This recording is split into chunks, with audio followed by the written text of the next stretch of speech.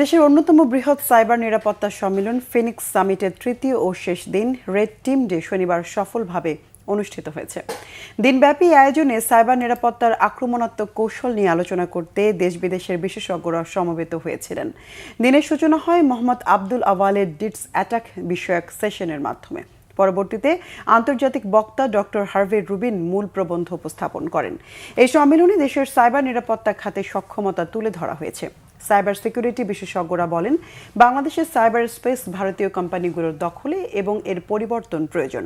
বাংলাদেশ এখন cyber space নিয়ন্ত্রণের জন্য প্রস্তুত। সমাপনী অনুষ্ঠানের মাধ্যমে 3 দিন ব্যাপী এই সম্মেলনের পর্দা নামে আজ, যা দেশের সাইবার নিরাপত্তা ক্ষেত্রে এক নতুন মাইল ফলক স্থাপন করল বলে মনে করেন বিশেষজ্ঞরা।